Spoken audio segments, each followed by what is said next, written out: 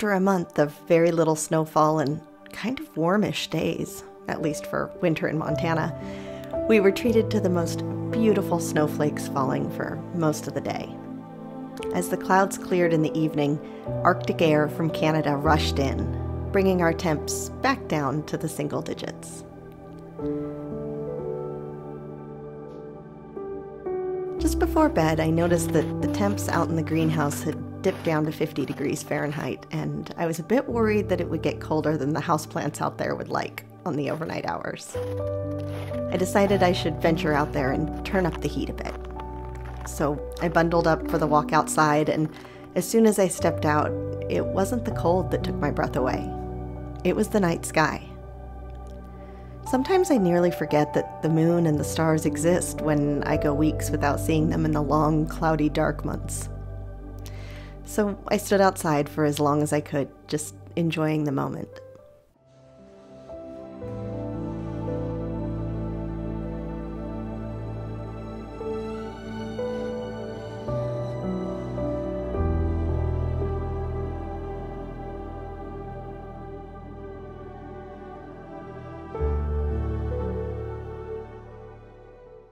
The light, or the absence of it, is a big part of the seasonal cycle here in a northern latitude. And in order to keep myself connected with these rhythms of nature, I bundle up and go outside each and every day to enjoy the light that we do get.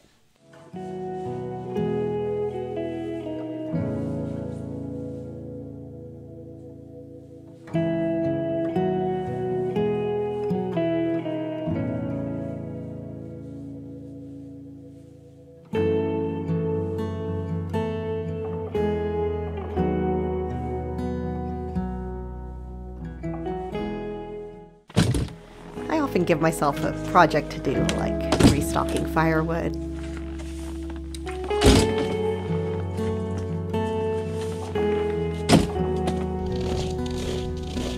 or taking a walk to the mailbox.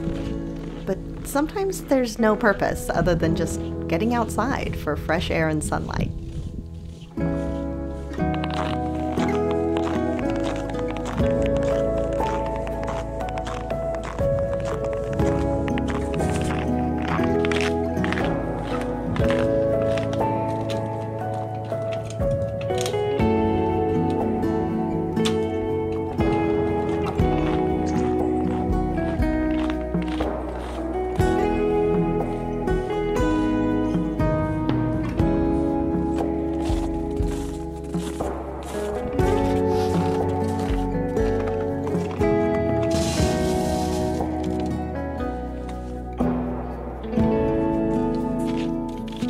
During the month of January, no UVB light reaches this latitude, only UVA.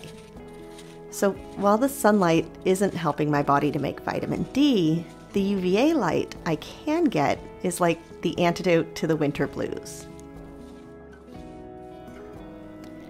This light helps my body to naturally produce a whole lot of happy hormones like serotonin and dopamine. I mean, who doesn't want more of that? It also balances the stress hormones created by too much blue light, which, let's be honest, I'm definitely getting exposed to more in these dark winter months. Our bodies acclimate to the cold temperatures pretty quickly at the beginning of winter each year, and before long I find myself not even needing a coat or gloves if it's above 30 degrees. So I consider it a critical part of my daily winter routine to get outside.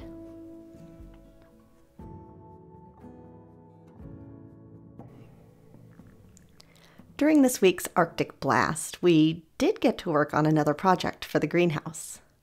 This will be my first year growing in a greenhouse, and I plan to start some seeds in a few weeks, which I'll tell you about in a minute. But that means I need to get some raised beds ready to plant in. And instead of building them from scratch, we decided to use livestock watering tanks instead. But they looked a bit rough around the edges for me, so I decided to clean them up and paint them.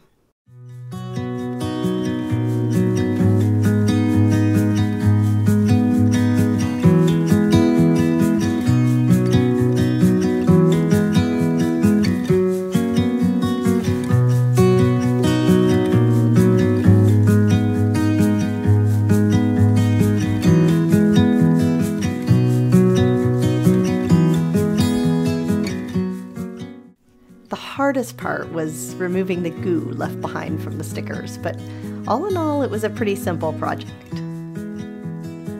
We wiped them down, cleaned them with TSP, scuffed them up with Scotch-Brite pads, and then spray painted them.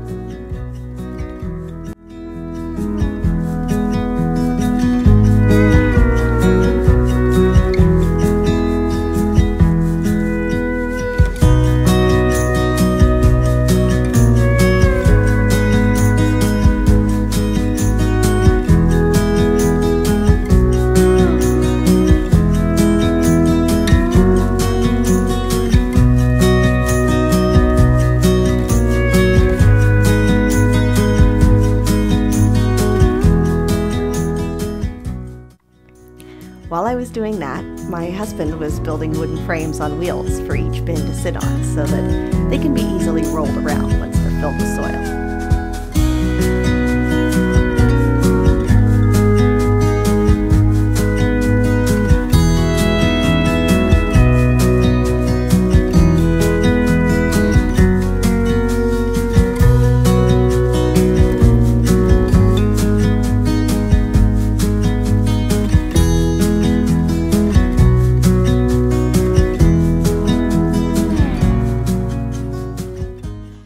I've been slowly moving my gardening tools and supplies out to the greenhouse over the past few weeks, but decided to bring my seeds out and begin to assess my stash before the seed starting season begins. In the past, I've never started seeds before the spring equinox in late March, and most seeds don't get started until April or May. Here in Zone 5A, the danger of frost doesn't pass until close to the 1st of June. But I'm hoping with the greenhouse, I can start some cool weather crops like lettuce and radish inside and be able to harvest them before I can even plant outside in the garden.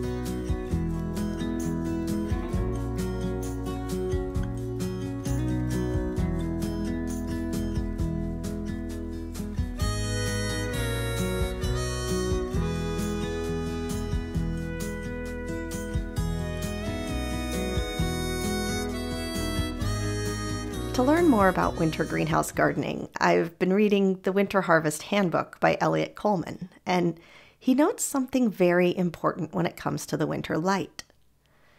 As it turns out, plant growth isn't as dependent on the temperature than we think it is. I mean, of course it is to a certain extent, but the more important metric is the number of hours of daylight the plant receives. Plant growth slows significantly when there's less than 10 hours of daily light, which we drop below at our latitude right around Halloween. Growth picks right back up again when the light returns to that same mark around February 11th here.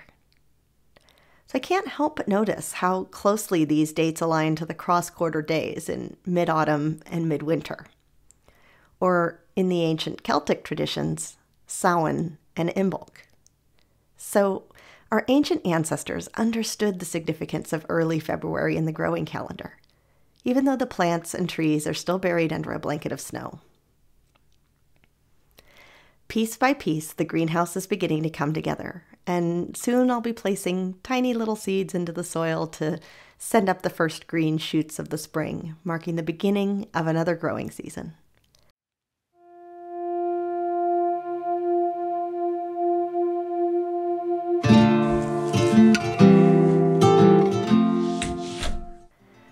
At least for now, I'm still stoking the winter fire to enjoy the long, dark nights. I hope you have a cozy week, my friends.